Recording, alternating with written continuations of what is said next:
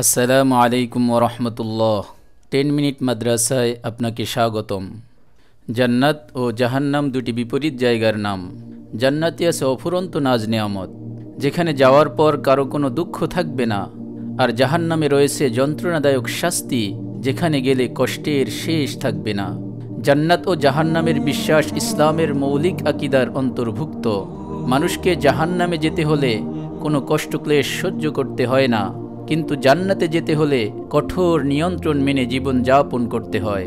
মনের খায়সাত ত্যাগ করে আল্লাহর বিধানের সামনে পূর্ণ আত্মসমর্পণ করতে হয়। এই হাকিকত নবী দু জাহান সাল্লাল্লাহু আলাইহি ওয়াসাল্লাম বাস্তব উদাহরণ দিয়ে আমাদের বুঝিয়ে দিয়েছেন। তিনি বলেন, দুনিয়ার জীবনটা হচ্ছে মুমিনের জন্য কারাগার আর কাফেরের জন্য জান্নাত। আমরা জানি কারাগারে কোনো বন্দী নিজের মতো খেতে পারে না, পড়তে পারে না এবং চলতেও পারে না। খেতে হয় কারা কর্তৃপক্ষের দেয়া খাবার, পরতে হয় কয়েদিদের ড্রেস, আর সারাদিনে নির্দিষ্ট কিছু সময় কারা পুলিশের তত্ত্বাবধানে বাইরে বের হওয়ার সুযোগ থাকে। জান্নাত ও জাহান্নামে যাওয়ার উদাহরণটা কেমন যেন মূর্খ ও শিক্ষিতের মতো। কাউকে মূর্খ হতে হলে কিছুই করতে হয় না, শুধু কষ্টের পড়ালেখা না করলেই চলে। কিন্তু শিক্ষিত হতে হলে বহু রজনীর ঘুম ও সময়ের আমোদ ফুর্তি কোরবানি করতে হয়। কোরআন ও হাদিস থেকে এমন কিছু বাণী এই ভিডিওতে পেশ করা হচ্ছে, যেখানে এই বাস্তবতাটা তুলে ধরা হয়েছে। দুনিয়াটাকে মোহনীয় করে তোলা হয়েছে। দুনিয়ার প্রতি মানুষের আসক্তি মন্দ কোনো বিষয় নয়, তবে মন্দ হচ্ছে দুনিয়ার মোহে পড়ে দ্বীনের ব্যাপারে গাফেল হয়ে যাওয়া, আল্লাহকে ভুলে মনের খায়েশ মেটাতে ব্যতিব্যস্ত হয়ে পড়া।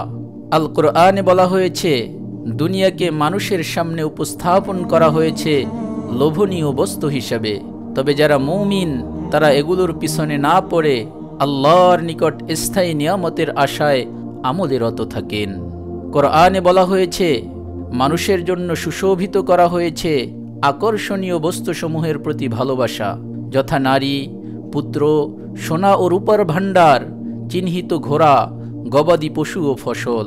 তবে মনে রেখো, এসব পার্থিব জীবনের ভোগ্য সামগ্রী। সূরা আলে ইমরান আয়াত নম্বর 14। অতঃপর বলা হয়েছে, হে নবী, আপনি বলে দিন, আমি কি তোমাদের তার চেয়ে উত্তম বস্তুর কথা বলবো? পরহেজগারদের জন্য তাদের রবের নিকট রয়েছে এমন সব উদ্যান, যার তলদেশে নহর প্রবাহিত, যাতে তারা অনন্তকাল থাকবে, এবং তাদের জন্য আরও রয়েছে পাক পবিত্র সঙ্গিনী ও আল্লাহর সন্তুষ্টি। সূরা আলে ইমরান আয়াত নম্বর 15। দুনিয়ার লোভে মানুষ কি না করতে পারে, ঘৃণ্য থেকে ঘৃণ্যতর কাজও করতে পারে মানুষ দুনিয়ার মোহে পড়ে। নারী, বাড়ি, সম্পদ ও সন্তানাদি সবই দুনিয়ার অন্তর্ভুক্ত। তবে সৌভাগ্যবান তারা যারা এগুলোকে গ্রহণ করে দিনদারি হিসেবে। নারীকে জীবনসঙ্গী বানায় নিজের পবিত্রতা রক্ষার জন্য, সম্পদ উপার্জন করে হালাল তরিকায় এবং ব্যয় করে আল্লাহর নির্দেশিত পথে। একটি প্রচলিত কথা আছে, যদিও অনেকে এটাকে হাদিস মনে করে, কিন্তু প্রকৃত অর্থে হাদিস নয়। কথাটি হচ্ছে, দুনিয়ার প্রতি মোহ সমস্ত অনিষ্টের মূল। আসলে বাস্তবেও তাই। লাগামহীন জীবনাচরণের কারণে মানুষের চাহিদা বেড়ে যাচ্ছে বহুগুণ বেশি।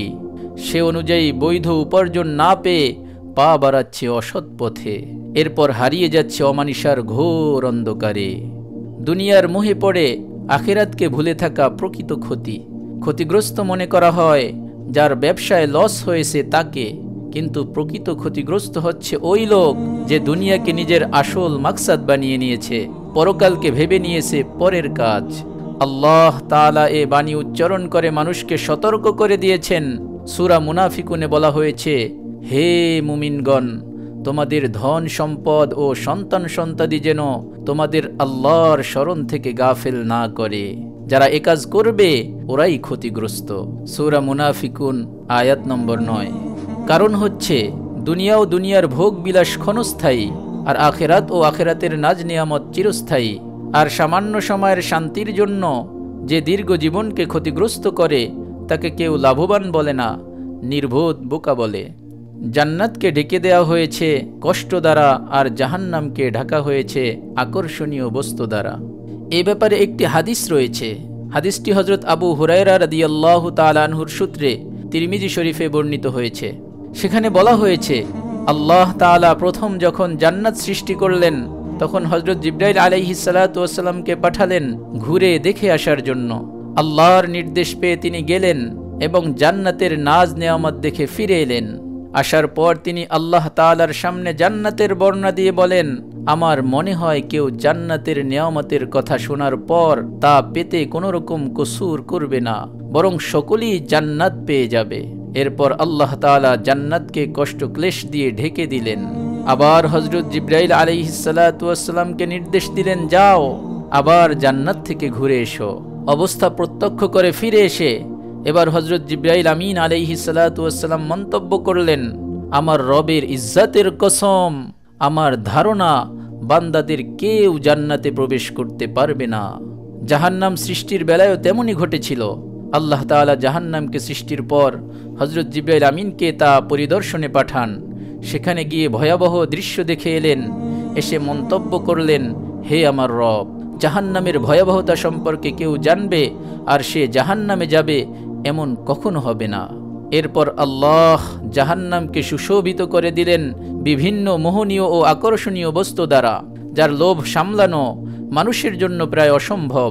তারপর আবার হযরত জিবরাইল আমিনকে নির্দেশ দিলেন, যাও জাহান্নাম পরিদর্শন করে এসো। আল্লাহর নির্দেশে হযরত জিবরাইল আমিন আবার জাহান্নাম পরিদর্শনে গেলেন। ফিরে এসে মন্তব্য করলেন, আমার রবের ইজ্জতের কসম খেয়ে বলছি, আমার মনে হয় কোনো বান্দাই জাহান্নাম থেকে নিজেকে বাঁচাতে পারবে না, বরং সকলেই জাহান্নামে প্রবেশ করবে। হাদিসের মর্ম স্পষ্ট যে আল্লাহ তাআলা জাহান্নামে যাওয়ার উপকরণ সমূহকে মানুষের সামনে লোভনীয় করে দিয়েছেন, যে কারণে মানুষের মন সর্বদা সেদিকে ধাবিত হয়, আর জান্নাতে যাওয়ার উপকরণগুলোকে করেছেন তিক্ত ও অপ্রিয়, যার দরুন মানুষের মন সেদিকে যেতে চায় না, বরং সেদিকে যেতে হলে মনের সঙ্গে কঠোর মেহনত মুজাহাদা করতে হয়। আর এর জন্য প্রয়োজন হয় আল্লাহর ভয় ও আখিরাতের জবাবদিহিতার বিশ্বাস।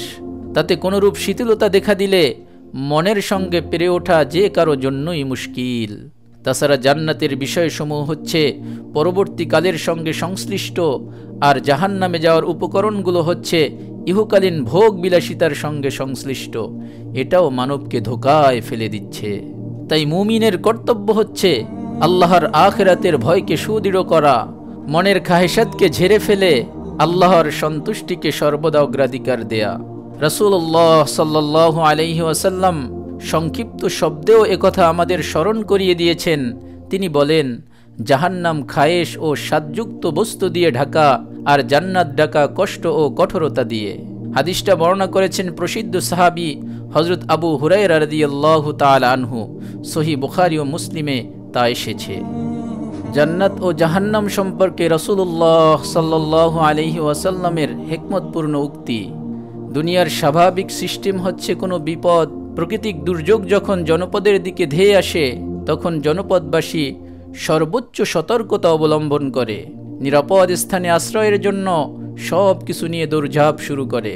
কিন্তু আখিরাতের যে বিপদ আমাদের দিকে ধেয়ে আসছে, যার হাত থেকে কেউ আত্মরক্ষা করতে পারবে না, সে ব্যাপারে আমরা কোনো সতর্কতা অবলম্বন করছি না। বেখবর অলস ব্যক্তির ন্যায় ঘুমের ঘোরে আমরা রয়ে যাচ্ছি। এটাও দেখা যায় যে যখন কোথাও ঘোষণা হয় আজ অমুক জায়গায় ত্রাণ বা সরকারের পক্ষ থেকে পুরস্কার দেওয়া হবে, তখন সকলে তা পাওয়ার আশায় চেষ্টা তদবির শুরু করে। কিন্তু জাহান্নাম ও জান্নাত এমন দুটি বিষয়, যার একটি থেকে বাঁচার জন্য আর অপরটি লাভের জন্য আমাদের সর্বদা চেষ্টা করা দরকার, কিন্তু আমরা তা করছি না। এই কথাটা রাসূলুল্লাহ সাল্লাল্লাহু আলাইহি ওয়াসাল্লাম সহজভাবে আমাদের বুঝিয়েছেন। তিনি বলেন, আমি জাহান্নামের ন্যায় ভয়াবহ কোনো বস্তু দেখিনি, অথচ তা থেকে যাদের দৌড়ে পালানোর কথা ছিল আজ তারা শুয়ে ঘুমোচ্ছে। আর জান্নাতের ন্যায় আরাম আয়েশের কোনো বস্তু আমি আজ পর্যন্ত কোথাও দেখিনি, যারা এর তলবে দৌড়ানোর কথা তারাও আজ ঘুমোচ্ছে। মুমিনের পরিচয় দিনের পথে অগ্রসর হওয়া। রাসূলুল্লাহ সাল্লাল্লাহু আলাইহি ওয়াসাল্লাম মক্কায় যখন দাওয়াতের কাজ শুরু করেন, তখন কাফেররা তাকে দেখলেই পালাতো। দিনের পথে এসে যাওয়াকে নিজেদের জন্য দুর্ভাগ্য মনে করত। সৃষ্টিকর্তা আল্লাহ তাআলা মহাগ্রন্থ আল কোরআনে মানুষের এই স্বভাবের নিন্দা জ্ঞাপন করেছেন। আজ আমাদের মাঝেও অনেকে আছেন যারা দিনের কথা শোনার জন্য সময় ব্যয়ের ব্যাপারে কৃপণতা করেন। কখনো দ্বীনের দায়ীদের বিরোধিতা করা হয়, আবার প্রয়োজনে নিজেদের দিনদার হিসেবে পরিচয় করাতেও কোনো কুণ্ঠাবোধ করা হয় না। আমার বিশ্বাস, যাদের ভেতর এই মন্দ স্বভাব লুকিয়ে আছে তারা কখনো ঈমানের স্বাদ আস্বাদন করতে পারবে না। আল্লাহ না করুন এই মন্দ স্বভাবের কারণে আমি ঈমানের মতো অমূল্য সম্পদ থেকেও বিরত হতে পারি। তাই সকল মন্দ স্বভাবকে ঝেড়ে ফেলে দিতে হবে, অগ্রসর হতে হবে ঈমানের পথে। আল্লাহ তাআলা আমাদের সকলকে দুনিয়ার মোহ থেকে বিরত রেখে আল্লাহ পাক রব্বুল আলামিনের বিধানগুলোকে যথাযথ মেনে কষ্টদায়ক জাহান্নাম থেকে বেঁচে আল্লাহ তাআলার আকর্ষণীয় জান্নাতে যাওয়ার তৌফিক দান করুন, আমিন। আপনি যদি এরকম ভিডিও আরও পেতে চান তাহলে আমাদের এই চ্যানেলটি সাবস্ক্রাইব করে পাশে রাখা বেল আইকনটি অন করে দিন। আপনার প্রতি শুভকামনা রেখে আজকের মতো বিদায় নিচ্ছি।